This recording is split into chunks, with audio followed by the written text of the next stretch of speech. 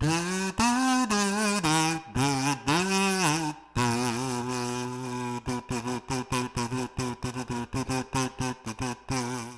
X. Kendi has practically had his own show on NPR.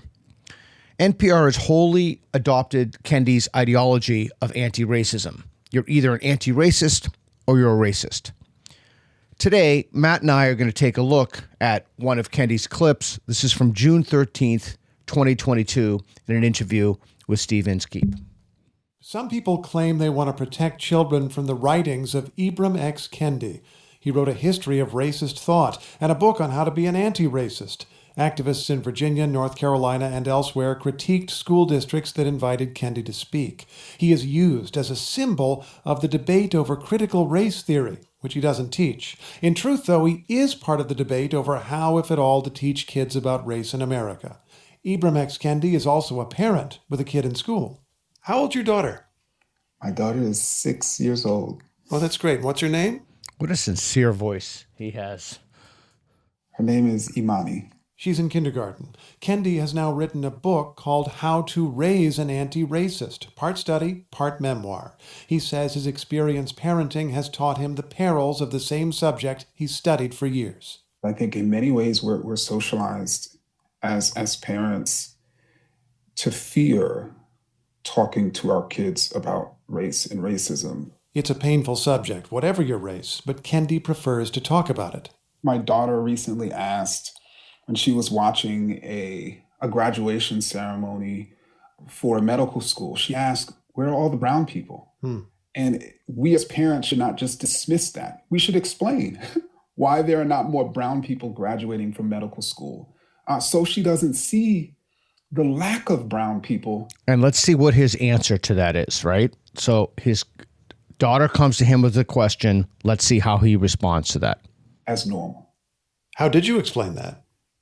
We explained about bad rules. And she knows all about bad rules because she doesn't like the rule of when she's supposed to go to bed at night. We explained about unfair rules, which she doesn't like either.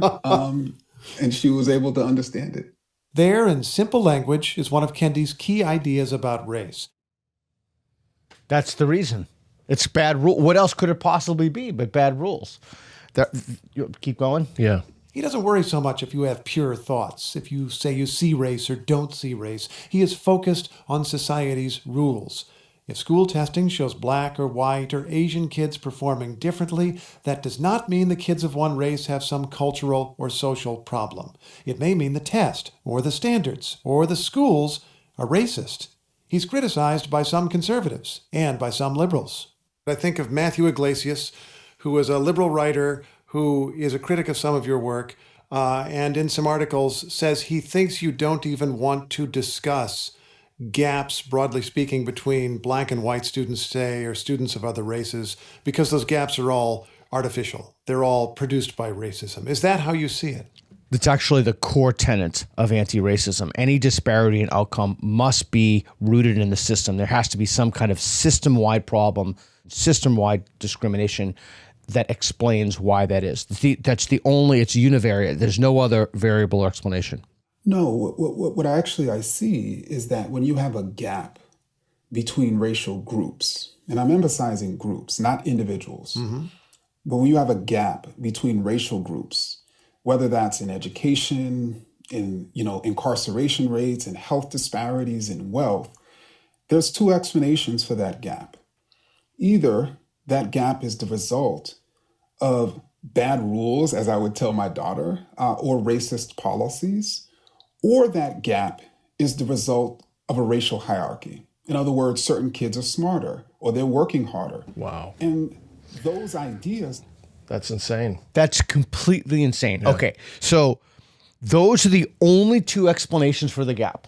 There's no other possible explanation for the gap. Bad rules, or there's some kind of built-in racial hierarchy. All right, you want to take that? Well, that's going to fall apart as soon as you start talking specifics and you talk about why sometimes Asian American kids do better in school than, white kids. We know the data is out there for that number of hours studied, tiger parenting, father presence in the home. Yep. Yeah. It's as if he's never read the arguments against his own position. But more to the point, he's teaching his daughter that any disparity in outcome, any difference between racial groups is either bad rules, racist system, or genetic. Right. Where in that philosophy is the room for personal responsibility in your own behavior? Like as a father, I have 5 kids. The number one thing I'm trying to get across to my kids, because I love my kids and I want them to be successful, is that personal responsibility is really important. And if you want something, you have to work hard for it. And if you work hard for it, you'll get it. Life's not always fair, but you've got to try as hard as you can. You're responsible for the outcome that you're going to see in your life. And what he's teaching his daughter is the exact opposite of that. If you don't get something, if you don't achieve something, it's because the system is racist, right, or some kind of genetic difference between the races. I don't know anybody who seriously argues. There's always some tiny percentage of people who are legitimately racist. On the fringe, yeah. Yeah, on the fringe. But nobody is legitimately arguing that there's these big differences between the races. The argument is about culture and habits and how some culture and some habits lead to certain outcomes better 100%. Than others. And he hasn't even addressed that, won't even address that with this false, just ridiculous. The false idea. dichotomy. It's a false dichotomy, yeah. It's interesting to me. Okay, so let's talk about what a liberal would think about this for a second. So a liberal would think that there are disparities in outcomes. Why are there disparities in outcomes? First of all, even taking a step back from a liberal, an evidence-based person would just want to look at the evidence and figure out what it is. And I wish that Inskeep would have pushed back more on the cultural factors. Like, why couldn't these disparities be cultural?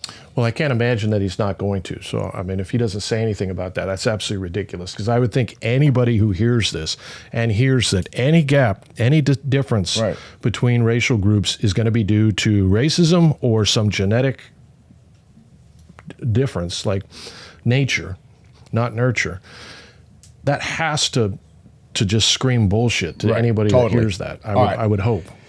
All right. So let's hear what you have to say.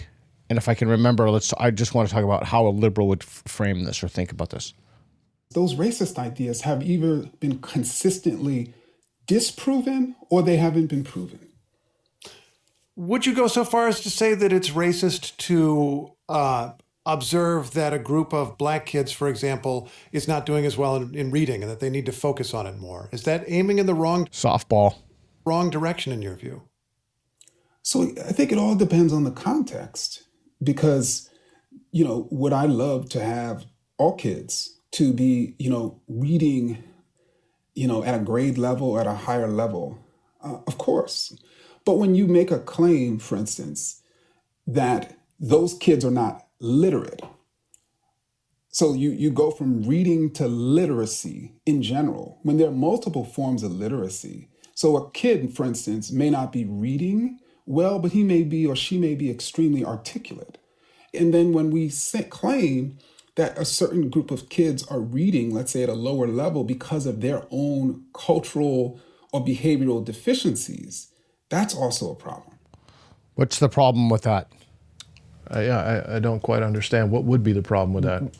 Is the reason why Asian American kids tend to score higher on test scores because they're genetically superior to white American kids? Is that what he's saying? Or have the rules of the United States just been geared and altered to work against white Americans? It must be one or the other, according to Kendi, right? Yeah, I'm not sure. I mean, it just seems so obvious that different cultural patterns, trends, and behaviors yield different outcomes. It's not just obvious. It's been proven and shown, and there's mountains of evidence that are going back decades about that. Well, maybe Steve Inskeep will talk about that and push back. Let's hope so. Push back on that. I totally get what you're talking about when you talk about individuals that you may need to approach differently. But I'm sure that somebody is listening to you and thinking of George W. Bush's old phrase about the soft bigotry of low expectations. Do you just want certain kids to skate? So when you Another idiotic softball question. Actually look at studies, researchers have found that... I would love it if somebody said, when you just look at studies, researchers, I'd love to see the actual studies. Right. I'd love to say, okay, so then a thoughtful person or a person who's actually curious about what's true can go back and look at the methodologies of the studies. Black students tend to actually perform better with Black teachers. And meaning they're more likely to graduate high school. They're more likely to graduate college if they've had a Black teacher, even a single Black teacher during elementary school. So then researchers try to figure out, well, why is that the case? And one of the reasons they found is that Black teachers tend to have higher expectations for the same Black students than white teachers. And so... Wouldn't that be cultural? It's not genetic. Right. It is incredibly important for all teachers to have the same high expectations for all students. I think I heard you sort of agree with George W. Bush's bumper sticker there. Well, George W. Bush was making the case, for instance, that the problem is teachers. And let me just say, Steve, that part of what happens is people are trying to connect it to a group. So some people are like, it's the students. Other people are like, it's the teachers. And what I'm saying is, why can't we look at our policies and practices? It sounds eminently reasonable, and you don't want to put blame on people. This is where we'd have to get more granular. Well, there's a next step, right? What are those policies and practices? You're waiting for him to bring that forward. I've yet to hear anything about that. Exactly. What do you think about, not just as a writer, but also as a parent, when you learn that other parents or lawmakers or activists specifically object to kids learning your words and ideas? I think it's a travesty. And I think it's a travesty because anyone who's actually read my work will know that I'm encouraging adults and children. It's a travesty that this man doesn't, people don't read this. It's a travesty that Steve Inskeep doesn't have someone who is a thoughtful, liberal-leaning person that doesn't give a sincere critique of what Kendi's positions are. That's the travesty in this. To see different racial groups as equals, to not see... Who doesn't think that? Some lunatic in the fringe in some place in the South, maybe. Yeah, it would be nice to hear the actual arguments against Kendi's position, which we're not hearing here. We're hearing straw man arguments right. that aren't anything I've ever read about against. And that is one of the things that consistently runs through all these clips. Right. They're criticizing positions that people simply do not hold. I can't get past the false dichotomy of, I can't imagine a situation, it was difficult for me to imagine a situation where I come to my children and I explain to them that the difference between different groups, or perhaps in their case, the reason why they're not achieving something, is either genetic or the system is rigged against you. Unless the system is actually rigged against them, in which case, where is the system rigged against them? Because the first thing I'd want to do is find out where it is. So that's right. So Helen Pluckrose had a wonderful thing at a university in Portland, I will not mention the name of. They had like some crazy, 500 faculty members work for some insane number of hours to overcome racism in the system. Anyway, but Helen Pluckrose, in a single tweet, she's the author of Cynical Theories, wrote, if indeed the system is racist, you need to do the following things. 1, identify where it is.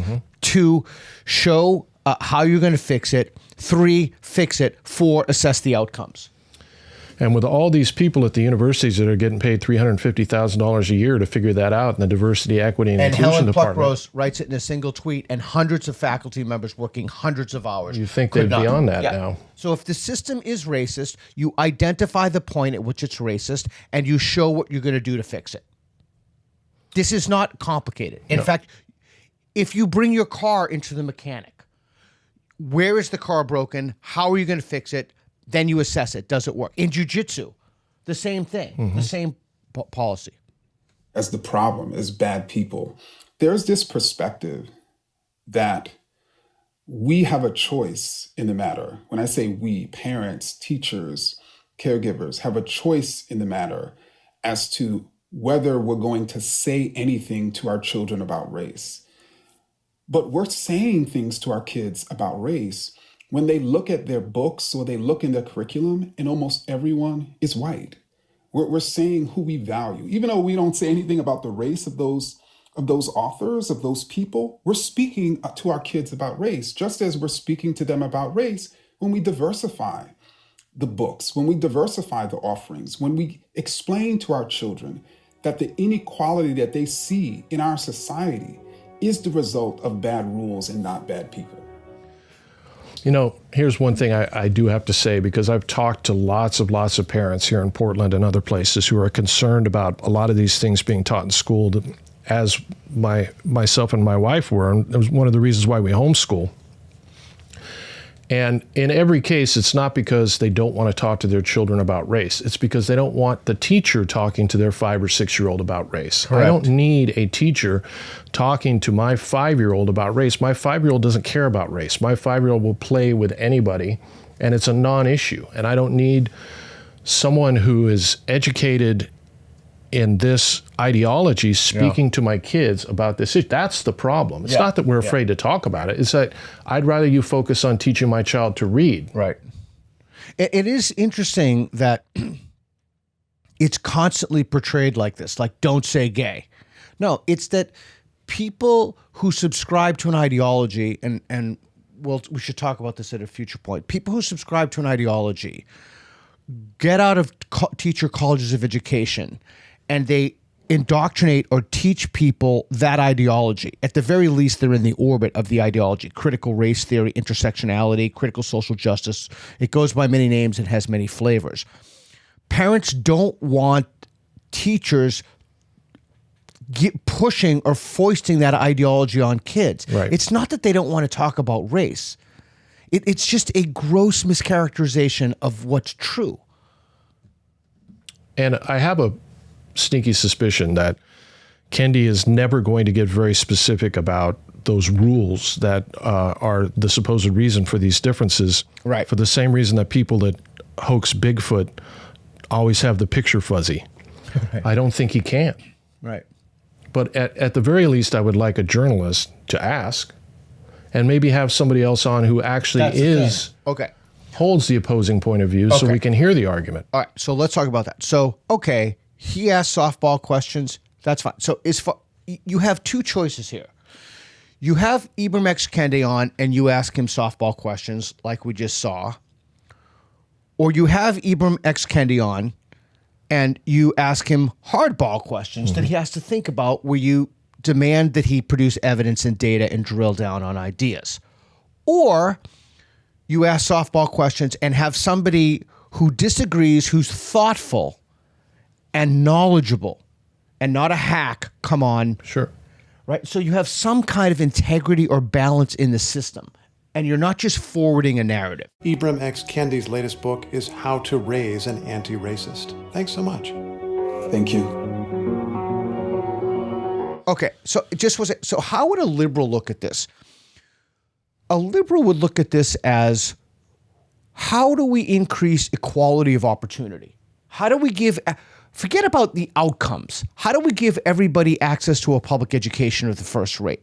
How do we make it so that the quality of your education is not related to your zip code? And so when we think about this in terms of equality of opportunity as opposed to equality of outcome, we would have very different questions that Stephen Inskeep would ask Ibram X. Kendi. Thank you for watching this excerpt from an episode of All Things Reconsidered. To watch the full episode, please follow the link in the description.